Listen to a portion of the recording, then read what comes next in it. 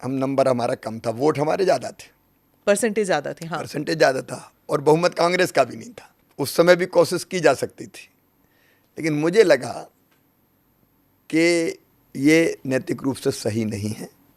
जिनको ज़्यादा सीट मिली उनको सरकार बनाना चाहिए। दूसरी चीज़ ये थी कि उनको जो वोट भी मिले थे उनकी झूठी घोषणाओं के कारण मिले थे। कर्ज माफ़ कर देंगे, बेरोजगारी भत्ता देंगे, 900 वादे किए थे कांग्रेस ने, 900 वचन, और उनमें से कोई पूरा नहीं किया उनने उस समय। लेकिन मेरे मन में लगा कि भाई सीट ज़्यादा है तो अब ये सरकार चलाएं, और इसलिए मेरे मन में तो बेचैनी थी कि अब मुझे नहीं रहना, मेरी सीट कम है।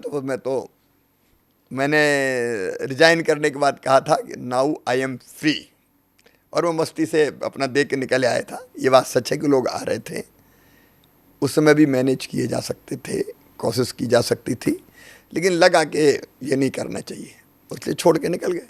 आपने मोदी जी और अमित शाह से बात की कि मैनेज नहीं, ऐसा है कि ये विशुद्ध रूप से, चूंकि हमारी सीट कम थी तो हमारा फैसला था, और फैसला पार्टी के साथ मिलकर ही किया था कि ठीक है अब सीट कम है तो नहीं बनानी चाहिए। और 15 महीने में फिर क्या हुआ जब ज्योतिरादित्य सिंधिया? हमने थोड़ी कुछ किया, कमलनाथ जी के राज में हाहाकार मच गया। वल्लभ भवन दलालों का अड्डा बन गया। वल्लभ भवन मीन्स मेरा सेक्रेटरीट। चारों तरफ लूट का आलम था। अब उस समय जो छापे पड़े तो आपको ध्यान में 280 करोड़ रुपए अगल बगल के लोगों से ही निकले। हालत ये हो गई थी कि बिना लिए दिए कुछ होता ही नहीं था।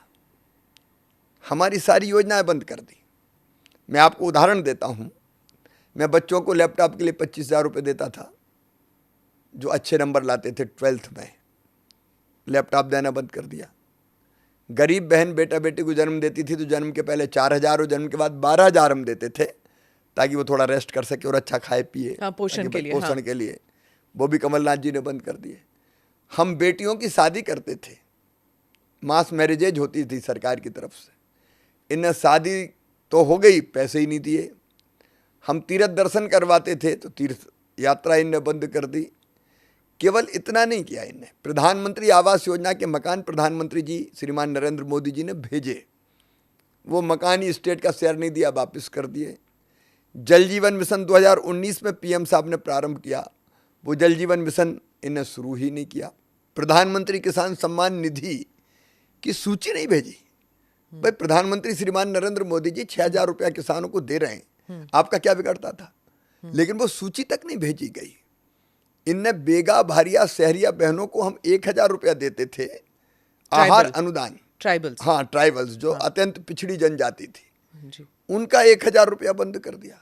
विकास के सारे काम ठप कर दिए। चारों तरफ भ्रष्टाचार का आलम था।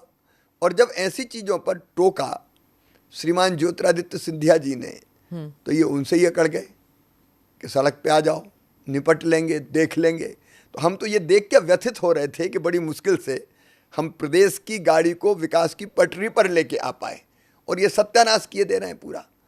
लेकिन आपने अपने लोगों को भी हर्ट किया।